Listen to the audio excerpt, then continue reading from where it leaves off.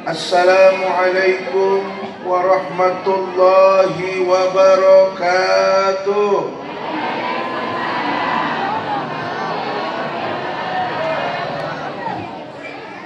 Alhamdulillah.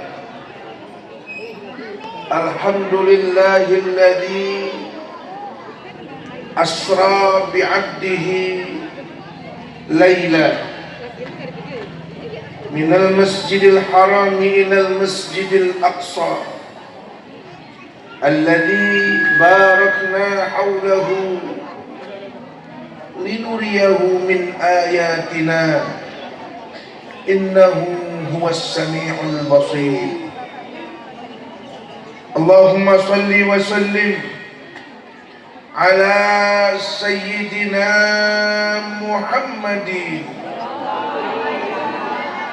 wa ala alihi wa ashabihi wa junudihi wa ummatihi ajma'in.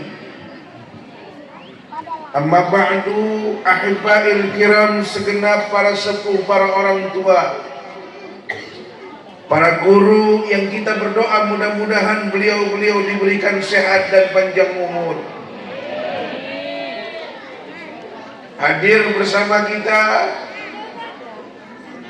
Ketua Dewan Kemakmuran Masjid Jami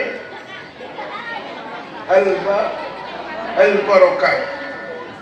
Hadir juga Bapak Lurah, Bapak RT, Bapak RW, dan juga segenap panitia peringatan Hari Besar Islam.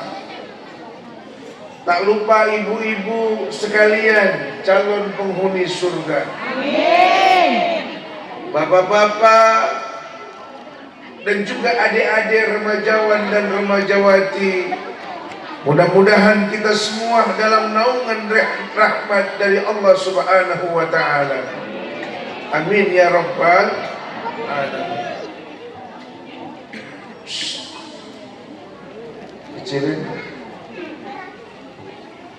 Kecilin.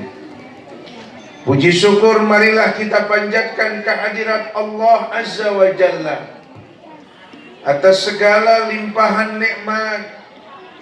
Ini malam kita bertemu dan berjumpa dalam sebuah wadah silaturahim. Saya datang jauh dari Cipondo sampai ke perumahan Puri Asri Asyik, niat silaturahim. Sebab kata Nabi, barang siapa yang menginginkan rizkinya dibentangkan oleh Allah, man ahabba ayyubsatalahu fi rizkihi wa ayyunsalahu fi atharihi, kata Nabi, falyasil rahimahu. Bu, Bapak dengerin. Duduk. Duduk. Jadi kata baginda Nabi, barang siapa yang ingin rizkinya dihamparkan oleh Allah. Siapa yang pengen hidupnya cukup? Ya. Bapak Ibu, kita ini setiap hari bertarung dalam kehidupan kita. Betul nggak? Dari bangun tidur sampai mau tidur, yang kita ributin itu rizkinya Allah. Betul nggak? Kita nongkrong di pinggir jalan, itu di depan gang perumahan, tiap hari motor, mobil lewat, saya tanya, itu mereka kenceng apa pelan jalannya? Enggak ada yang pelan, semuanya ngebut, berebutan paling duluan. Betul nggak? Apa yang mereka tuju? Rizkinya Allah. Mereka lupa. Baginda Nabi dalam sabdanya mengatakan, barang siapa yang menginginkan rizkinya dihamparkan oleh Allah, siapa orang yang ingin umurnya dijadikan umur yang berkualitas Allah. Bu, saya tanya Bu, Bapak, umur yang berkualitas itu umur yang model bagaimana? Apa yang panjang, umurnya tapi ibadahnya kagak, atau ibadahnya rajin tapi pendek umurnya. Dalam hadis lain Nabi katakan, khairukum man tala umruhu wa kathura amaluhu. Yang terbaik di antara kalian itu panjang umurnya, banyak amalnya. Dengerin. Jadi kata Nabi, barang siapa yang rezekinya pengen banyak, umurnya pengen berkualitas, falyasil rahimahu, sambung silaturahmi. Silaturahmi dengan siapa? Suami dengan istrinya, sambung silaturahmi. Silah itu artinya sambungan, rahim itu artinya sayang. Jadi kalau seorang dengan orang lain menyambung kasih sayang, dia jaga sikapnya, betul? Suami dengan istri, orang tua dengan anak, tetangga dengan tetangga, saudara dengan saudara. Tuh, sholat Jumat itu khotib pada khutbah kedua, dia berwasiatnya begini: Innallaha ya'muru bil adli wal ihsan wa ita'i dzil qurba wa yanha 'anil fahsya'i wal munkari wal baghi ya'idukum la'allakum tadhakkarun. Ada satu wasiat. Dengerin. Mengapa sih pada ke kipas saja? Tadi saya belum naik, kagak ada yang ke kipas. Emang ngelihat saya gerah apa ngapain? Apa bingung tadi kata MC usia saya 30 tahun? Saya dengernya kaget. Umur saya 45. Kok di sini jadi 30 tahun? Dari mana tahunya tuh bocah? Ya Allah. Tapi mudah-mudahan itu jadi doa. Usia boleh tambah, tapi tenaga tetap tenaga anak muda. Terus ini terus. Ibu bapak saudara kaum muslimin, Allah berwasiat. Sungguh Allah memerintahkan kepada kalian bil ma'ruf, selalu berbuat baik. Innallaha ya'muru bil adli, berbuat adil. Gak boleh zalim. Nih perintah nih. Orang lanang yang suka sembahyang Jumat tuh, itu khotib pada khutbah kedua. Kalau nutup khutbah itu selalu membacakan ayat ini. Innallaha ya'muru bil adli wal ihsan. Hai kalian, diperintahkan oleh Allah untuk senantiasa berbuat adil. Gak boleh zalim. Harus adil. Lurah adil. Mana lurah? Hah? Tapi kayaknya potongannya potongan lurah ahli surga ini. Suami adil. Betul? Orang kalau mikul, tahu mikul? Bu, mikul tahu nggak? Kalau dia nggak adil, dia nggak bisa jalan. Suami, kalau dia nggak adil, dia nggak bisa jalan. Ustaz, bagaimana mau buat adil? Orang pikulannya baru satu, dia bikin dua.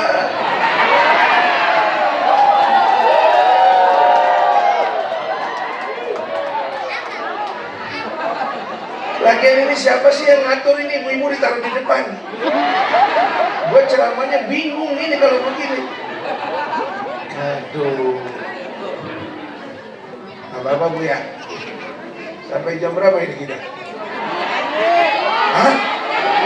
Jam 12. Bapak ibu saudara kaum muslimin yang dimuliakan oleh Allah Subhanahu wa ta'ala. Wal ihsan. Allah perintahkan kita berbuat baik. Dengerin. Dalam literasi bahasa Arab ada ma'ruf, ada ihsan.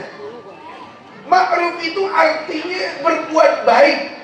Kalau ihsan itu berbuat kualitas yang baik. Paham? Bu, paham nggak? Seorang suami memperlakukan istrinya, apa kata Al-Quran? Wa'ashiruhunna bil ma'ruf. Hai para suami, pergaulilah istrimu dengan pergaulan yang baik. Betul? Apa itu pergaulan yang baik? Penuh tanggung jawab. Seorang suami wajib menyediakan yang pertama kata fikih suknah, tempat tinggal. Gak kuat beli rumah kredit, gak kuat kredit kontrak, gak kuat kontrak udah pasang tenda. Yang penting bini jangan dikasih tidur beratap langit. Betul? Wajib nih, wajib. Mana yang kedua? Nafkah. Tahu nafkah? Kasih makan. Kita ini hidup enak bang sekarang. Sekarang itu nih orang lanang, orang laki-laki hidupnya enak. Karena kenapa? Orang Indonesia itu beda sama orang Arab. Kalau orang Arab 100% masalah nafkah rumah tangga urusan suami. Betul? Tapi kalau orang Indonesia, istri bantuin suami. Bahkan istrinya kerja, suaminya cuma main burung doang, memancing. Ada yang begitu di sini ada. Pelan-pelan lah ngomongnya. Adanya sampai kenceng amat mangapnya. Pantesan orang lanangnya mundur. Pada ngempet aja di masjid. Adat dan budaya kita memungkinkan hal itu. Yang kerja di supermarket rata-rata perempuan, yang kerja di pom bensin pun perempuan, yang dagang di pasar perempuan, bahkan pabrik-pabrik sekarang udah nggak nerima karyawan laki-laki, maunya perempuan. Kok bisa begitu Ustadz? Saya pernah ceramah di sebuah pabrik garment. Saya tanya sama personalianya, kok kenapa perempuan itu lebih mendominasi sebagai karyawan di sebuah perusahaan? Perempuan itu Ustadz punya dua kelebihan. Yang pertama dia ulet dan tekun. Yang kedua jujur. Perempuan dia nggak mau dibohongin, nggak suka bohong dan nggak mau bohongin. Betul nggak? Jangan coba-coba perempuan. Sayang sama laki, nggak ketulungan sayangnya. Selagi tidak dikhianati, coba-coba dikhianati. Aduh, ini gara-gara panitia nih nyetingnya perempuan di depan saya semua. Al-Quran bilang, pergaulilah istrimu dengan baik. Wa ashiruhunna bil ma'ruf. Betul nggak? Lalu kalau ihsan kepada siapa? Wa qadara rabbuka alla ta'budu illa iyyahu wa bil walidaini ihsana. Allah telah menentukan, Allah telah mewajibkan bahwa tidak boleh kita menyembah kecuali hanya kepadanya. Bu, kagak boleh nyembah kecuali hanya kepada Allah. Lalu wabil walidaini ihsana, dan wajib kita berbuat baik di atas kebaikan rata-rata terhadap kedua orang tua kita. Jadi sama istri wajib baik, sama suami, sama orang tua wajib lebih baik. Gak boleh sama istri sayang, sama orang tua marah, gak boleh. Bu, ibu juga sebagai mantu jangan jadi penghalang. Misal suami gajian, duit semuanya dia habis diraup. Akhirnya suami mau kasih ibunya kudu izin dulu sama kita. Jangan ya bu ya. Ibu jangan jadi penghalang suami kita masuk surga bang. Jangan kasih saya semuanya bang. Emak di kampung kirimin, betul? Emak tengokin. Ibu jadi mantu yang baik. Karena baik pak terjadi peristiwa mantu ribut sama mertua. Kadang-kadang mertuanya suka ikut campur lagi. Mengkudu dua-duanya diberesin nih. Karena ibu-ibu bisa jadi sekarang jadi mantu, tapi di kemudian hari bisa jadi mertua. Betul? Kata Nabi apa? Man la yarham la yurham. Kalau hari ini kita durhaka sama mertua kita, bisa jadi besok menantu kita lebih durhaka kepada kita. Na'udzubillah min. Maka kita ingin semuanya baik-baik saja. Betul? Paham gak? Wabil walidaini wajib kita berbuat baik, ihsan, dan kebaikannya di atas rata-rata kebaikan. Kepada siapa? Walidain, dua orang yang telah melahirkan kita. Ibu setuju gak bahasa Al-Quran? Sekarang saya tanya, yang melahirkan kita siapa? Kok ibu? Apakah ibu saja yang melahirkan kita? Woi, Bapak, Al-Quran bilangnya walidain. Walada yalidu wiladatan bahwa walidun. Walidun walidani.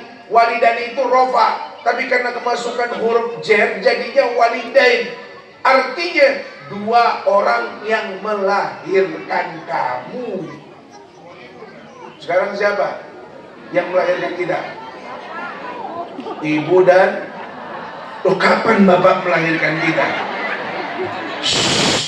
Bu, sekarang saya tanya, yang punya benih siapa? Bapak.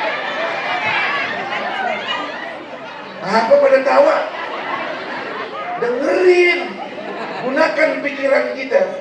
Ini Al-Quran gak salah, cuman kita selama ini keliru.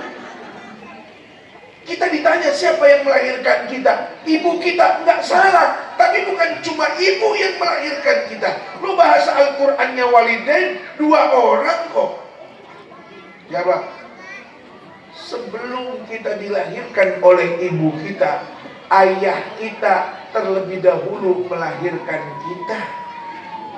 9 bulan sebelum ibu mengandung. Sebelum ibu mengandung di dalam rahimnya, sang ayah berpuluh-puluh tahun telah menyimpan benih kita di tulang sulbinya, saudara sekalian. Terjadi satu malam, pindahlah kita ke rahim ibu kita. Perpindahannya itu sebenarnya bahasa Al-Qur'annya itu sama, prosesnya melahirkan. Cuman kenapa kurang mendapatkan apresiasi? Karena begini, al-ujra' bi qadril masaqah. Kata pepatah Arab, semakin kau menderita, semakin besar pula pahala yang kau dapat. Semakin besar pula penghargaan yang kau terima. Betul? Karena si ibu melahirkan sambil menangis, sementara si bapak melahirkan sambil cengingis, makanya si bapak kurang dapat apresiasi. Betul. Jadi kita kembali lagi ke dalam bahasa Al-Quran. Wabil walidaini ihsan. Artinya apa? Artinya kita tidak dituntut hanya untuk berbuat baik kepada ibu kita saja. Ayah kita. Tom. Tom, duduk. Nah, Neng duduk. Ini kita malam ngaji nih. Betul nggak? Ini tadi some rojam, ini kita mukodimahnya dulu, biar pada lempeng dulu hati kita. Betul nggak? Dibenerin dulu saudara sekalian. Masya Allah. Jadi silaturahim itu membuat umur kita berkualitas, Pak. Berkualitas bagaimana? Allah dekat sekali kita dengan hidayah. Ya bagaimana tidak, kalau banyak teman kan, kalau kita salah banyak yang negur. Betul.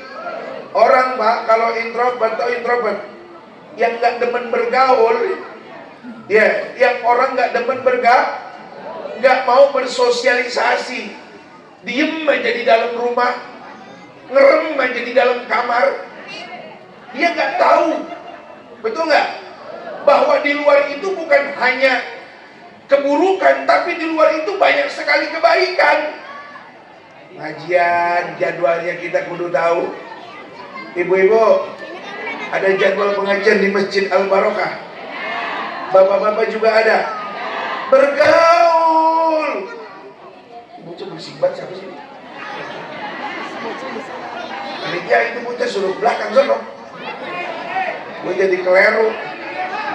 Kalau gue ceramah di panggung jadi bawa kongkok. Jangan-jangan emaknya kagak ngikut lagi nih. Jangan berisik toh. Ya. Jadi usia yang baik, usia yang panjang, umurnya panjang, kualitasnya bagus. Dan seburuk-buruknya manusia, kata Nabi, panjang umurnya, dikit amalnya. Udah pada ubanan, yang udah pada tua, udah wayanya kembali kepada Allah. Betul? Betul? Jangan sampai kita diduluin sama kematian. Kalau udah keburu kita dipanggil nama kita di speaker masjid, udah terlambat. Ke masjid belum pernah, begitu datang sholat barisan paling depan. Bahkan imam aja kalah depanan dia. Emang apa yang disembayangin? Orang yang kagak pernah sholat ke masjid, yang kagak pernah duduk di masjid, jangan disolatin di masjid. Takut dia kagak betah, dia kabur lagi. Betul? Bapak Ibu sekalian yang dimuliakan oleh Allah Subhanahu wa Ta'ala, seperti itu. Ya. Jadi sekali lagi, bahwa sebaik-baiknya manusia yang panjang umurnya, banyak amalnya. Nah, malam ini kita kumpul bersama silaturahim. Ada bukan hanya sekedar silaturahim, Ustaz. Malam ini kita peringati Isra dan Mi'raj. Kita diajarkan oleh orang tua kita, guru-guru kita, untuk mengenal dan mengingat 14 abad yang lalu ada sebuah peristiwa besar. Wajib kita percaya. Kalau nggak percaya, kafir hukumnya, murtad hukumnya. Sekarang ini banyak di media sosial yang mencoba mengolok-olok mukjizat Nabi. Betul? Dia nggak percaya bahwa Nabi itu benar-benar diperjalankan. Dia nggak percaya kalau Nabi itu benar-benar melakukan perjalanan dari Masjidil Haram ke Masjidil Aqsa dengan waktu yang sangat singkat. Dari Masjidil Aqsa terbang, take off menuju Sidratul Muntaha, balik lagi ke Mekah dalam waktu sesingkat-singkatnya. Mereka nggak percaya Nabi melakukan perjalanan itu. Mereka lupa kalau Nabi tidak melakukan perjalanan sendiri, tapi Nabi diperjalankan oleh Allah. Bu, di dalam Maulid, Syekh Abdurrahman Ad-Dibai menggambarkan peristiwa ini. Dijadikan wiridan. Summa arudduhu minal arshi qabla ayyabrodal farshi wa qad nala jami'al ma'arif. Bu, Nabi itu kata Allah, summa arudduhu minal arsh, aku kembalikan Nabi Muhammad kekasihku dari arsh, dikembalikan ke tempat duduknya. Persis tadi dijemput oleh malaikat Jibril, Mikail, jemput Nabi Muhammad. Itu Nabi dibalikin tempat duduknya masih hangat. Berarti peristiwa Isra Mi'raj cepat apa? Cepat apa lambat? Sangat cepat. Ya. Jadi kata Allah, "Tsumma arudduhu minal arsi qabla ayyabrodal farsh wa qad nala jami'al ma'arif fa idza surifat turbatu thayyibatun minhu bi asrafi ghalab sa'at ilaihi arwahul muhibbina alal aqdami wan najaid." Allahumma salli wa sallim. Itu begitu Nabi kembali dari Sidratul Muntaha, Nabi kembali dari Arsy. Bayangkan Bu, makhluk Allah, tempat yang paling mulia, tempat yang paling istimewa itu namanya Arsy. Bu, Arsy. Nabi kakinya habis dari Arsy. Nabi kakinya dari Sidratul Muntaha. Nabi kakinya dari surga turun ke bumi Mekah. Anda tahu nggak? Begitu Nabi turun di bumi Mekah, maka arwah para pecintanya seolah-olah terpanggil ingin mengunjunginya. Ini saya tanya nih orang yang ada di sini, pengen nggak ke Mekah semuanya? Nggak ada yang bilang nggak pengen. Kenapa? Karena Isra Mi'raj Nabi Muhammad dipulangkannya ke bumi Mekah. Faida syurifat turbatu taibatu minhu bi asrafi galab. Saat ilaihi arwahul muhibbin alal akdami wan najaib. Para pecinta akan datang sambil berkendara, bahkan berjalan kaki. Demi apa? Sampai ke kota Mekah. Karena kota Mekah dulu pernah dipinjak oleh Nabi Muhammad. Nabi Muhammad pulang Isra wal Mi'raj. Mudah-mudahan saya doain biar semuanya pada nyabra ke tanah Mekah.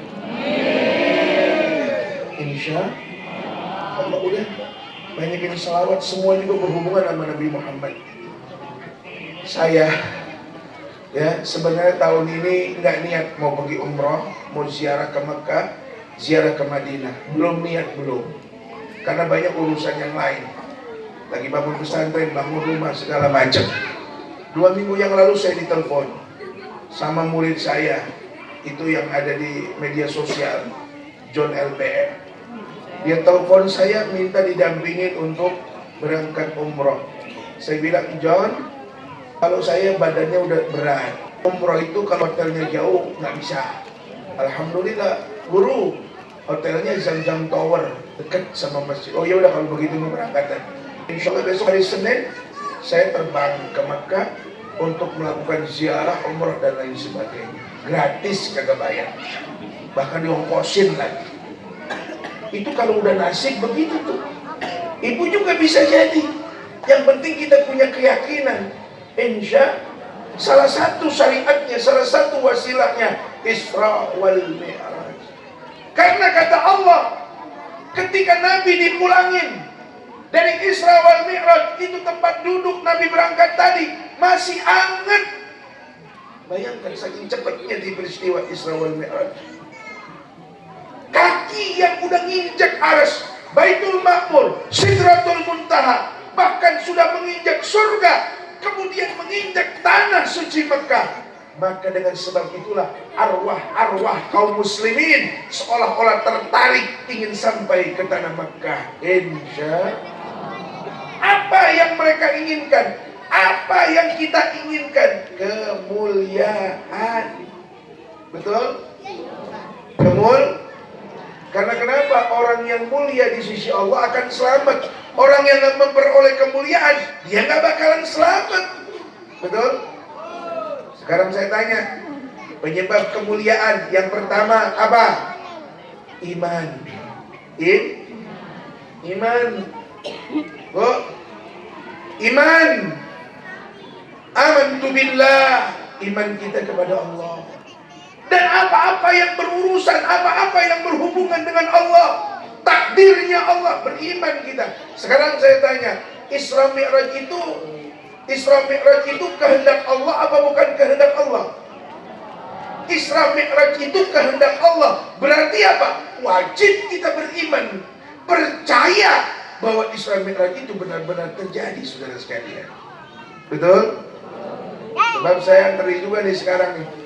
Karena media sosial itu kan udah bebas. YouTube siapa aja bisa mengakses. Banyak orang-orang yang berpikiran liberal, mereka menafikan kejadian Isra wal Mi'raj. Mereka katakan bahwa Isra wal Mi'raj itu cuma rohnya Nabi. Kalau cuma rohnya Nabi, berarti mimpi dong. Wah, kalau mimpi ya nggak mungkin lah. Sebab Isra Mi'raj Nabi itu roh dan jasadnya. Betul tidak? Betul tidak? Awas, hati-hati. Sekarang ini banyak orang-orang yang mau mendangkalkan keimanan kita, mendangkalkan tauhid kita, mendangkalkan keyakinan kita. Nauzubillah min dzalik. Iman kepada Allah, kepada para rasul, betul? Kepada kitab-kitab sucinya, kepada apa lagi? Kepada hari akhirnya, para malaikatnya, kepada takdir qada baik dan buruknya. Itu kita wajib beriman. Sebab kalau dengan iman, kalau iman nggak ada, akhirnya kita nyalain Tuhan. Bu, kita kadang diuji dengan kebahagiaan. Ustaz, emang kebahagiaan ujian? Ujian! Betul nggak? Mana buktinya kebahagiaan itu adalah ujian?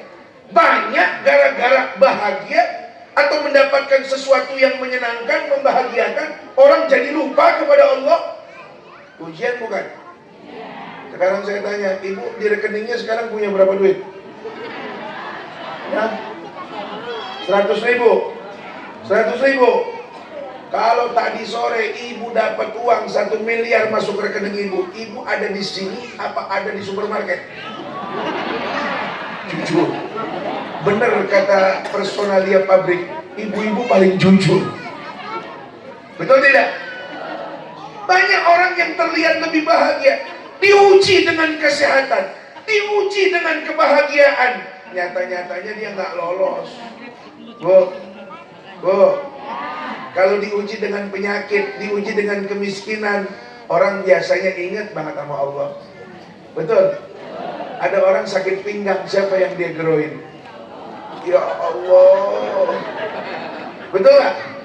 Ada orang sakit gigi, siapa yang dia panggil? Ya Allah, gigi gua ngebet amat ini ya. Betul? Ada orang sakit perut, Allah. Sakit mata, belekan, Allah. Kalau dikasih sesuatu yang kurang menyenangkan, biasanya manusia itu ingat nama Allah. Wajar dia bilang, ini ujian. Tapi kita lupa, sebenarnya sehat itu ujian loh. Betul? Orang besok nih, hari Minggu nih, besok nih, ujian bukan tuh kalau sehat. Ada orang kagak sembahyang subuh, bangun dari jam 4 dandanin alis buat lari pagi.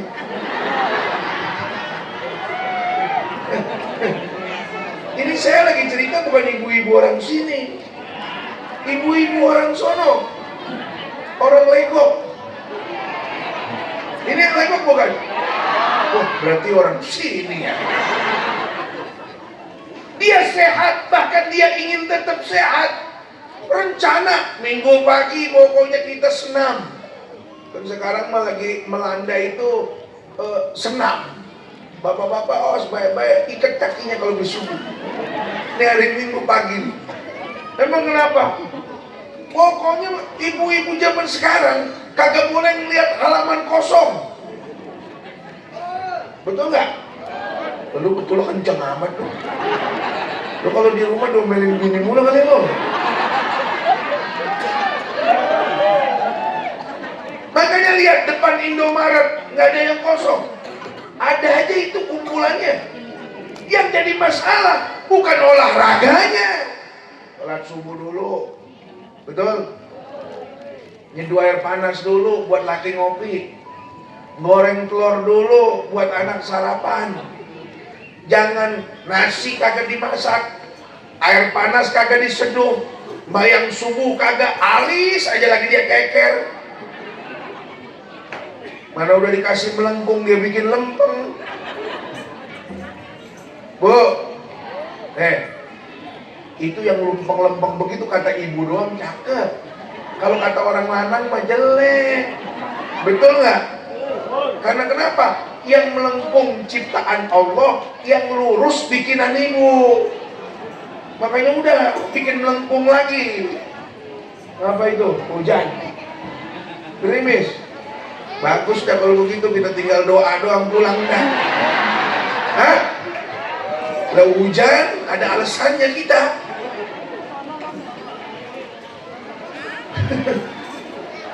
Ayo masuk ke musola, nggak apa-apa. Ayo masuk ke masjid. Ayo. Masya Allah hujan. Alhamdulillah. Allahumma sayyiban nafi'an. Semoga Allah menurunkan hujan yang bermanfaat dan tidak menjadi madarat. Amin ya rabbal alamin. Saya mah girang banget ini hujan. Jadi ceramahnya agak lama kita. Saya biasa ceramah sejam setengah, kalau hujan begini paling setengah jam. Terus ini terus. Duduk. Sayang panitia udah bayaran mahal-mahal ini. Untuk jemaah yang ibu-ibu diharapkan masih ke masjid. Udah untuk bapak-bapak. Udah lu jangan pakai ngomong, gue ngatur ini mah. Lu pengen dialem apa ngapa? Ya orang juga tahu masuk ke masjid. No, ayo, udah cukup ya. Dia pakai megang mic lagi. Terus. Ya. Maju. Jadi yang salah, yang nggak boleh bukan olahraganya, silakan. Betul. Bahkan kalau udah olahraga sakit, olahraga wajib hukumnya. Woi, ngerem. Cuman perhatikan, kewajiban rumah tangganya beresin dulu, dapurnya ngebulin dulu, terakhir pakaiannya diperhatiin. Jangan senam pakai celana anaknya dipakai aja. Itu ibu-ibu yang pakai celana ketat, celana apa namanya tuh? Masya Allah, celana anaknya dia pakai, kaos anaknya dia pakai. Jangan. Kalau dipakai di dalam rumah boleh, kalau dipakai di dalam kamar boleh. Suami senang melihatnya, pahala ibu. Perhatikan, udah dengerin. Jadi perempuan kalau di rumah pakaian seksi, suaminya tertarik, pahala. Bahkan ciri-ciri perempuan soleha yang membuat suaminya tertarik. Tapi kalau membuat suami orang tertarik, itu bukan soleh, salah. Paham? Jadi yang kedua pakaiannya diperhatikan, jangan sampai salah. Betul. Pakaian yang sopan, olahraga pakai celana yang longgar, olahraga pakai jilbab yang longgar, olahraga pakai kaos yang longgar. Keringet dapat, olahraga dapat, dosa kagak dapat. Paham ibu-ibu? Paham ya? Janji ya. Saya aja nih yang orang lanang pakai celana, pakai sarung, gamis, rapi, tiap hari, siang malam, pagi sore. Betul? Ibu-ibu zaman sekarang, apalagi besok minggu pagi, ya Allah. Jangan ya. Sayangin suami kita, sayangin anak-anak kita, sayangin keluarga kita, sayangin diri kita. Menjaga pakaian kita agar terhindar daripada pandangan-pandangan buruk kaum laki-laki. Amin ya rabbal alamin. Ini udah apa terus ini? Ceramah kalau hujan begini kan berisik banget. Ya, apa kita pulang aja dulu, besok saya balik lagi kemari. Biarin kagak apa-apa dah. Berhenti kan ini hujan. Ya Allah, dikit lagi. Yang penting ibu jangan ngobrol, bapak diam, semuanya kedengeran. Perhatikan. Ini peristiwa yang terjadi pada diri Nabi bukan sembarang peristiwa, direkam oleh Allah, bahkan cuplikannya wajib kita baca setiap hari. Bu, bapak perhatikan. Tuh dia hujan, dia berhenti dah tuh. Berpindah kemana? Ini habis apa? Tahun baru Cina apa namanya itu? Imlek, Gong Cipacai. Tahunnya tahun ular kayu sekarang. Kalau zaman kita zaman tahun ular bulu dulu. Udah berhenti dah tuh. Kenapa kita kalau hujan kan pulang buat agak enak. Betul? Didengar ini. Itu peristiwa Isra wal Mi'raj. Saking istimewanya, bukan cuma Nabi loh yang ngalamin. Cuplikannya dibagi juga buat umat Nabi. Pada saat apa? pada saat Nabi Muhammad mengucapkan salam kepada Allah, pada saat Allah mengucapkan salam kepada Nabi Muhammad, pada saat Nabi Muhammad mendoakan kita semua umatnya. Kita kalau ketemu sama saudara kita, sunnahnya ngucapin salam. Assalamualaikum. Masuk rumah orang, assalamualaikum. Ketemu orang, assalamualaikum. Terus kita kalau sama Allah, assalamualaikumnya bagaimana? Ada. Diajarin sama Nabi pada peristiwa Isra wal Mi'raj. Bahkan wajib hukumnya. Berapa kali? Sehari 5 kali wajib kita baca cuplikan ini. Mana? Salam kita kepada Allah diajarin sama Nabi, at-tahiyyatul mubarakatus sholawatut thayyibatun lillah. Itu ungkapan salam kita kepada Allah. Di mana itu kita baca? Wajib hukumnya dibaca ketika apa? Sholatnya di mana? Rakaat terakhir. Ketika kita duduk pada tasyahud kalau tasyahud awal itu tidak wajib, bukan rukun sholat. Perhatikan. Ada sholat yang jumlah tasyahudnya ada 2.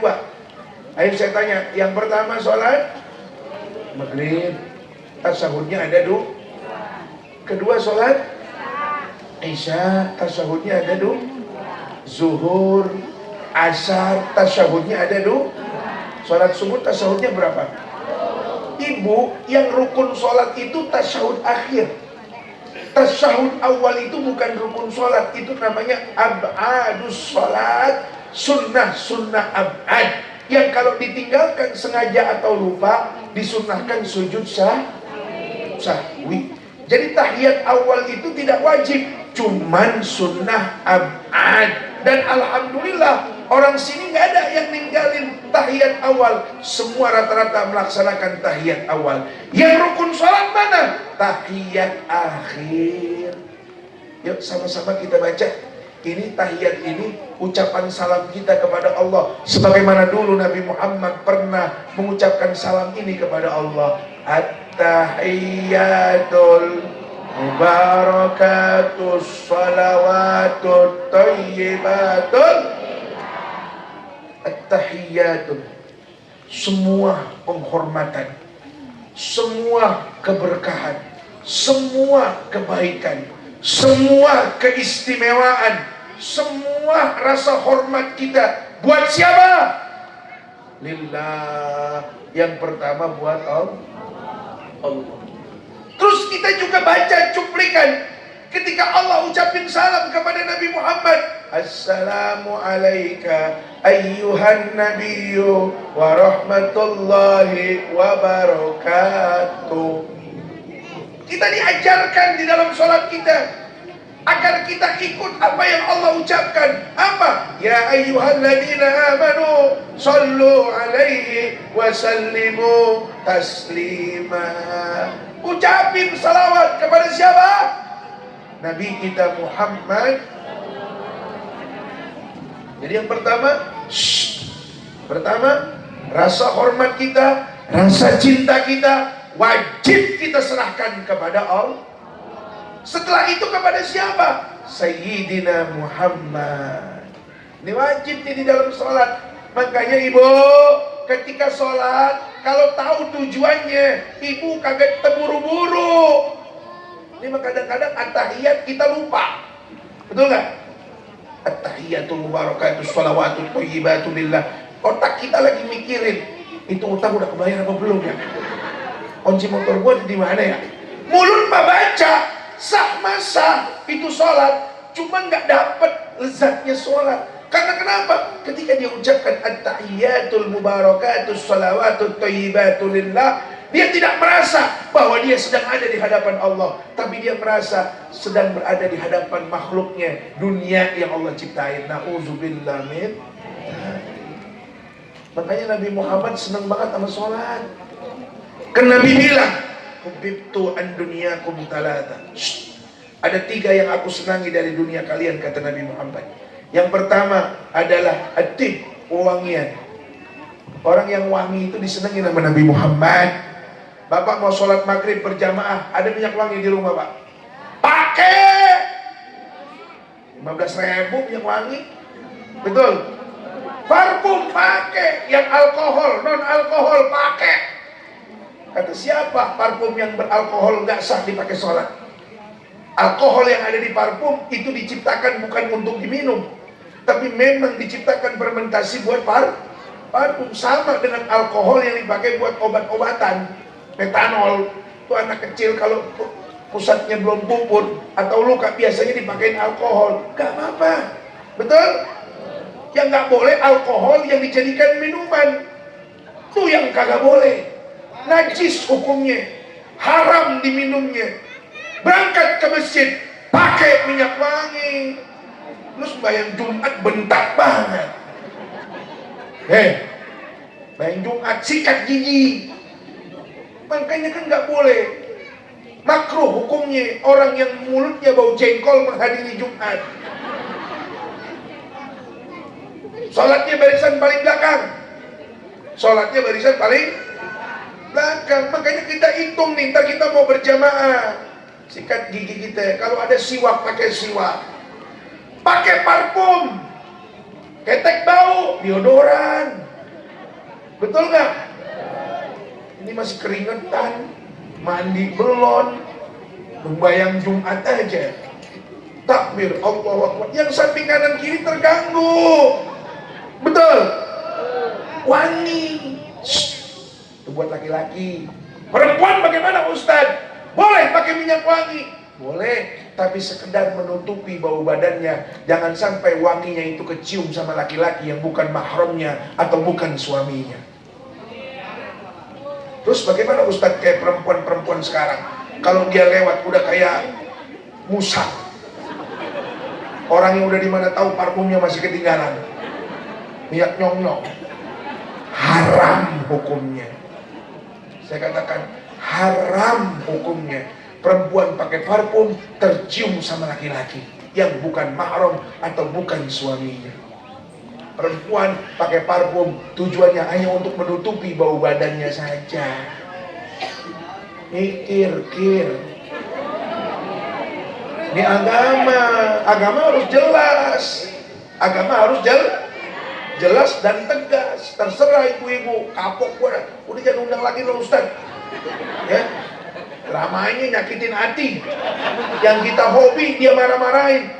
Agama itu memang turun ke dunia, diturunin nama Allah lewat para nabi dan rasul buat benerin, buat ngelurusin nafsu kita.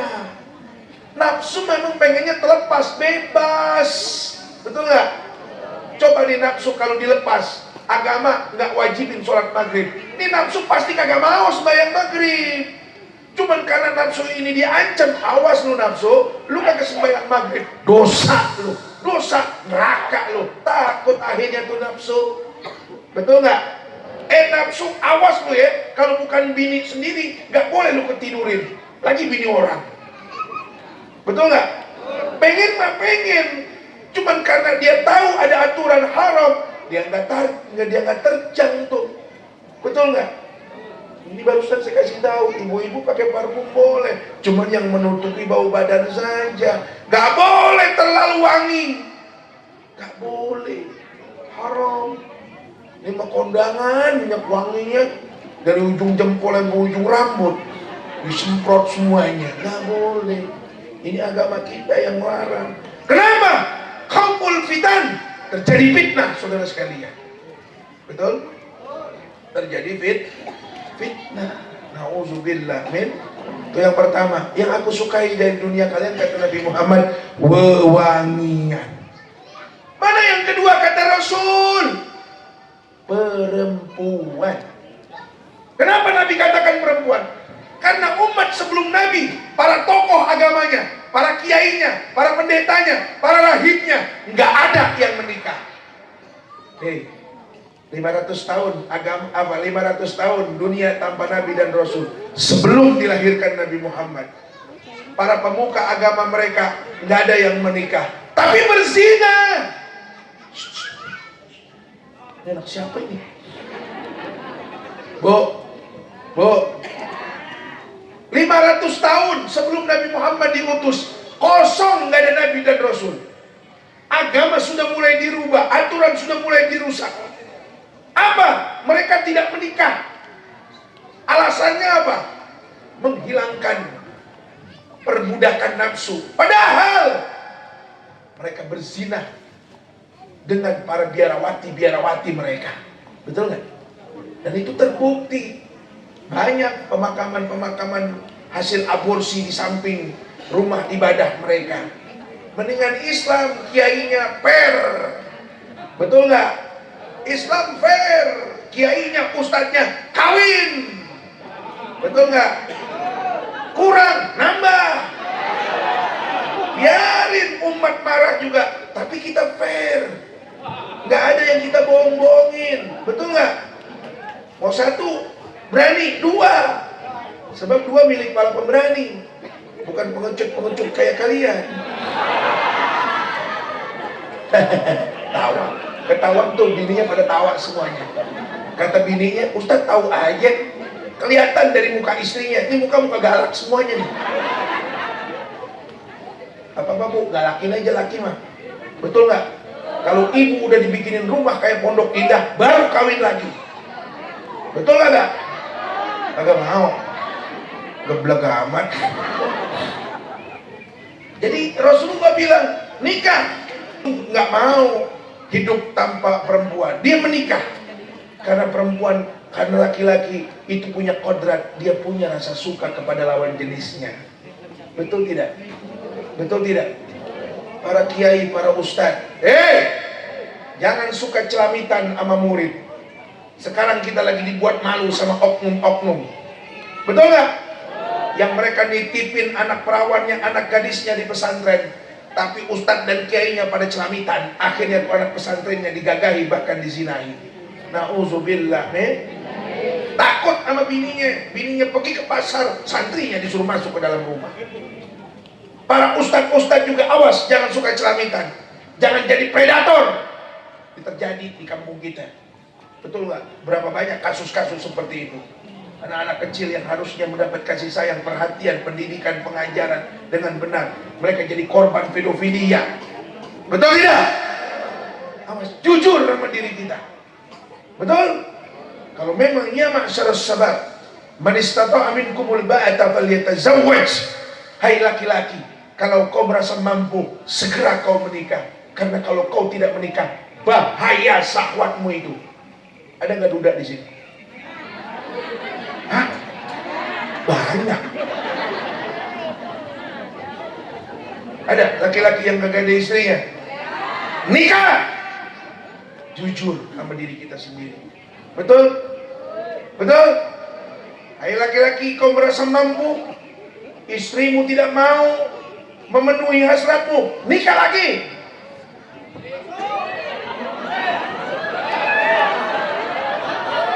Bu, di belakang nggak ada yang berani nyaut.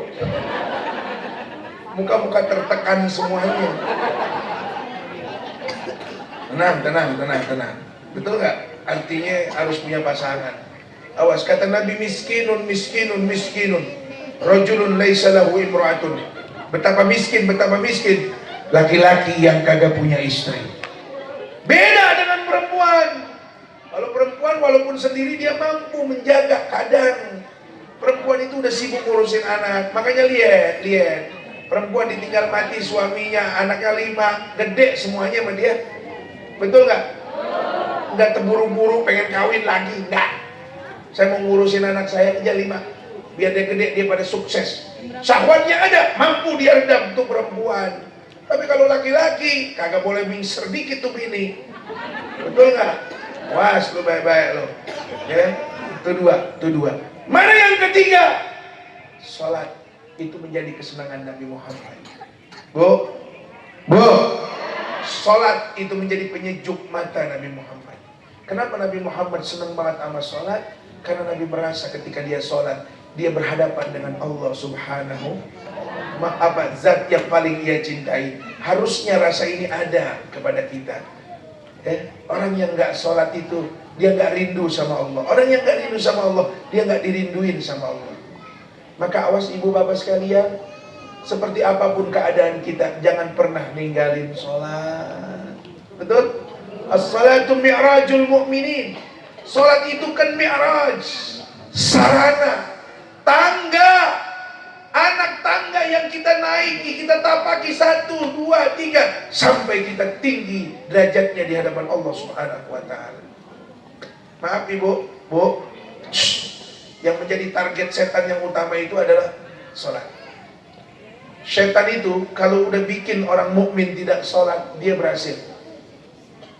Ini kita semuanya yang hadir di sini, awas baik-baik kalau berurusan dengan kewajiban sholat.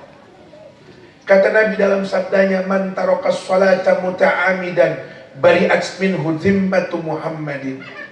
Aku tidak ikut tanggung jawab nanti di akhirat. Nggak ada syafaat Nabi Muhammad buat orang yang nggak sholat. Na'udzubillah min. Ayo sholat bu. Buat apa ngaji? Sholat enggak. Buat apa rajin sholawat? Sholat enggak. Buat apa rajin puasa? Sholat enggak. Ayo kita sempurnakan iman dan Islam kita. Sholat. Betul? Sholatnya perempuan di mana? Di masjid boleh. Asal tidak ada fitnah. Hijabnya ada, sutrahnya ada, penutupnya ada. Boleh. Tapi kata Nabi paling afdolnya perempuan sholatnya di rumah. Di rumahnya di mana? Di dalam kamar. Di dalam kamarnya kalau bisa di belakang lemari. Artinya tempat yang paling tertutup. Laki-laki di mana? Ya di masjid. Jangan laki-laki maunya di rumah mulu, dia pakai mukena. Betul? Ayo kita ramaikan. Karena kenapa? Nanti di akhirat Pak, ketika terjadi kiamat, ketika manusia dikumpulkan di padang mahsyar, kata Rasulullah, sab'atun yudilluhumullahu fi dhilli yauma la dhilla illa dhillu. Hanya 7 golongan orang saja yang diselamatkan oleh Allah daripada huru-hara hari kiamat. Salah satunya rajulun qalbuhu mu'allaqun bil masajid. Laki-laki yang hatinya punya hubungan intens, hubungan baik dengan masjid. Makmurkan mas. Ibu-ibu juga ikut, ada pengajian di masjid, ikut pengajian, sholawat di masjid, belajar fikih di masjid, silaturahim di masjid, kompak kita, ya, kompak umat Islam menjalin silaturahim. Umat Islam itu kalau silaturahimnya sudah terjalin antar mereka umat Islam, maka dia akan menjadi rahmat bagi seluruh alam. Yang tidak Islam pun akan merasakan kebaikan itu. Bu, di Eropa sana, di Amerika sana, di Jepang sana, gelombang mu'alaf, gelombang orang masuk Islam itu dahsyat, banyaknya luar biasa. Di Jerman, di Inggris, ratusan gereja berubah jadi masjid.